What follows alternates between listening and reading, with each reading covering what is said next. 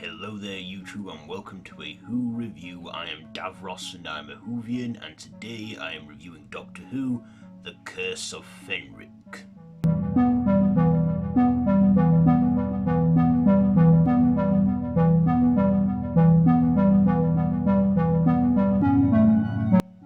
So this is a 4-part serial from 1989, the penultimate ever story in the show's original run.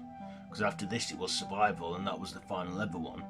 So the Doctor and Ace find themselves at a military base in 1943 during World War II, where there is an ancient centuries old Viking curse that has poised the waters. Some Russian soldiers come in there and they get caught up in it all. And of course, they then have these water vampire creatures called oh god, I can't remember the name of them now.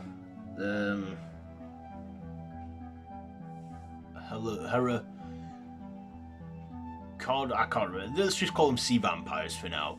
So, and these sea vampires come out, and of course, we then discover, Fenric has been trapped in the mirrored shadow dimension for centuries till he finds a way out and takes on a human host to control, and of course plans to pollute the earth with poison so he can just cause chaos for the Doctor.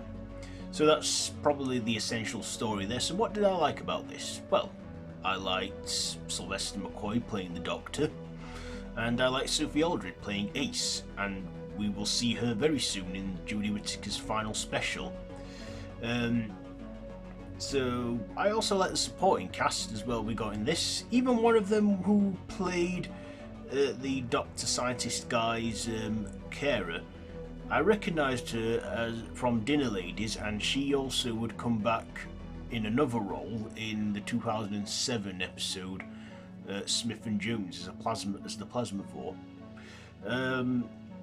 I also thought the makeup effects on the sea vampires were good. They were practical as well, and of course the freshly new made ones were had sharp fangs and long nails that were claws, but the ones that were rising out of the water were all covered in barnacles and sea stuff throughout the centuries.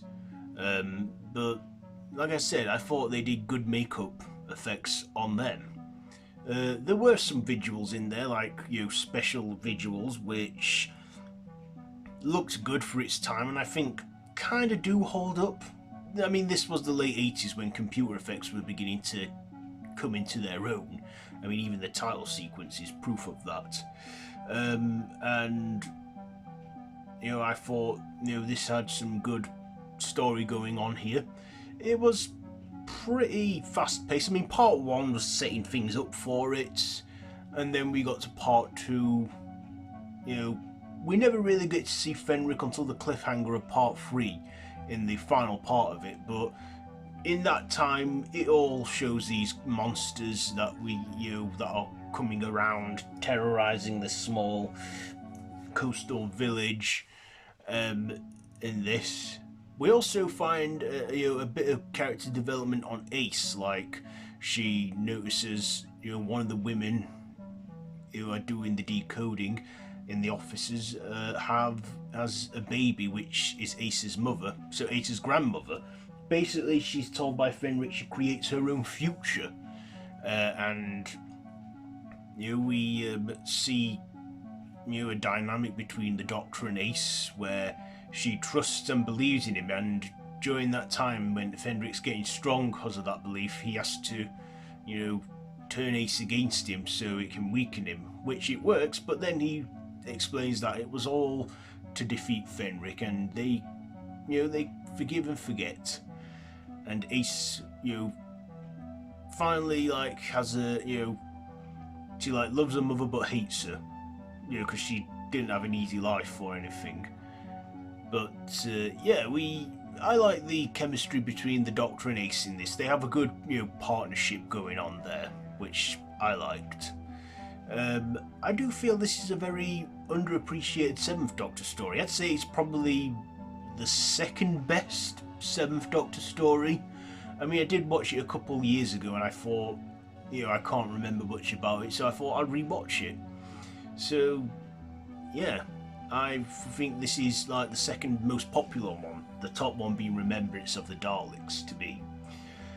So, yeah, this is a good story and has some good scenery, some good location filming, some good writing. So, yeah, and it's a shame that after this one it was the final ever story before the show's unfortunate cancellation. Yeah, it's a shame about that, isn't it? But anyway, the Curse of Fanric. Ratings, what am I going to rate it? Performances, for me, they get a 9. The writing, an 8. The visuals, I'll give them an 8. And my personal, how the hell, I'll give it, an 8, because it is a good story. So I enjoyed that one. So, yeah, Doctor Who, The Curse of Fenric, have you seen this one?